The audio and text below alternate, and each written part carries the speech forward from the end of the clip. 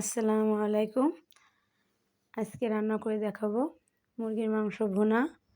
কীভাবে আমি মুরগির মাংস রান্না করি সেটাই দেখাবো। প্রথমে তেল দিয়ে দেবো।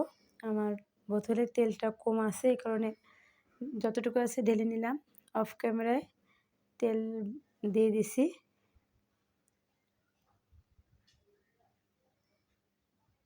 প্রথমে দিয়ে দেবো একটি তেজপাতা, 2টা লবঙ্গ, 4টা লবঙ্গ, 2টা দারুচিনি, কিছুটা পেঁয়াজ কুচি দিয়ে দিলাম। দিয়ে ভালোভাবে নেড়ে নিব। পেঁয়াজ ভেজে নেব ভালোভাবে।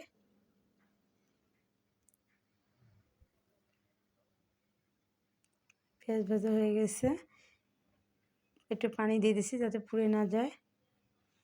দিয়ে দিলাম আদা রসুন বাটা, জিরা বাটা,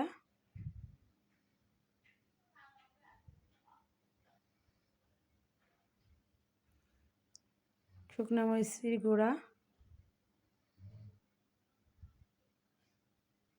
হলুদের গুঁড়া। আজকে আমি অল্পই রান্না করব, শুধু একজনের জন্য, সেটাই আপনাদের সাথে শেয়ার করতে আসলাম। নেড়ে নিব মশলাটা ভালোভাবে।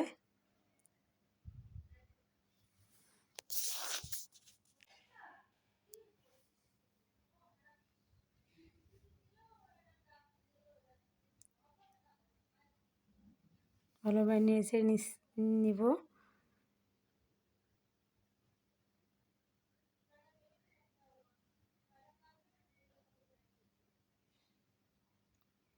এবার দিয়ে দেব লবণ, স্বাদ মতন লবণ দিয়ে দেব।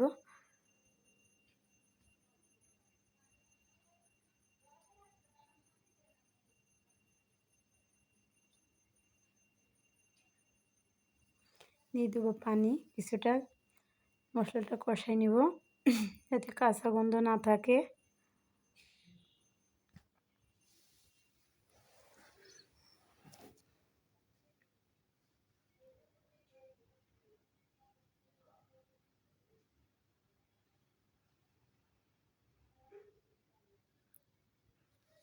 মশলা থেকে তেল বের হয়ে আসছে।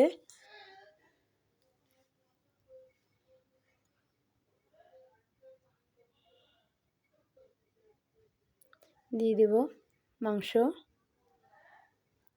আজকে আমি অল্প মাংসই রান্না করে দেখাচ্ছি।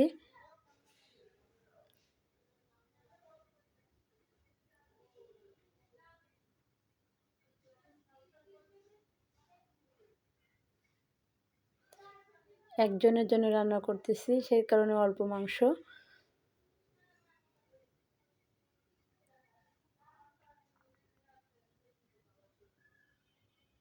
ভালোভাবে নেড়ে নিব যাতে তলায় লেগে না থাকে।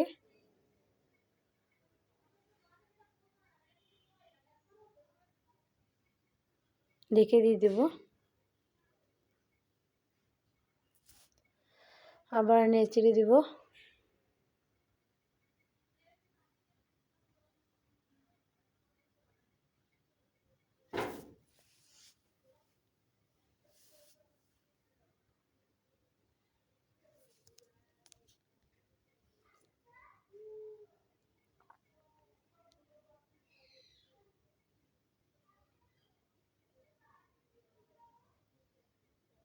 ঢেকে দিয়ে দেব।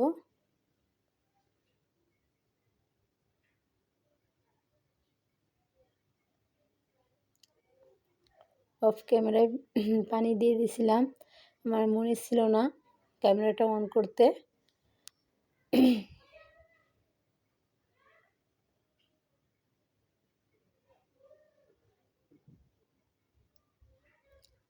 ঢেকে দিয়ে দেব।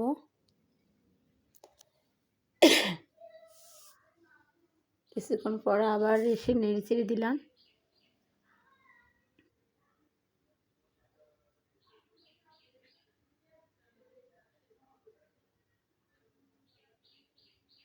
আবার ঢাকনা দিয়ে ঢেকে দেব।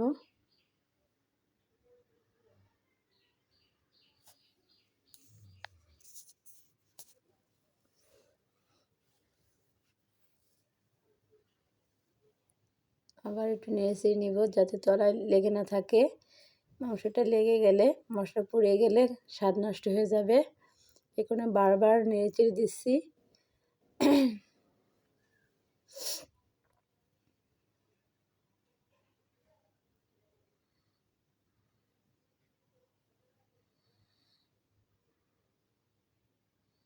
আবার নেড়ে দেবো।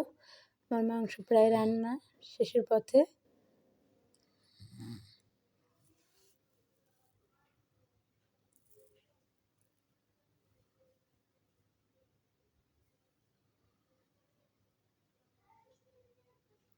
ঢেকে দিয়ে দেব।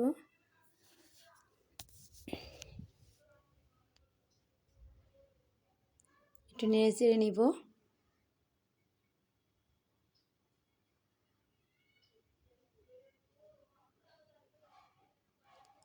লবণটাও ঠিক আছে।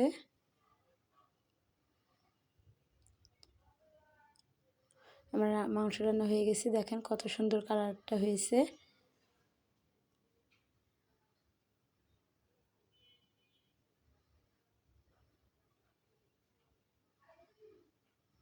অফ ক্যামেরায় মাছ ভুনা করে রেখেছিলাম, সেটাই দেখালাম।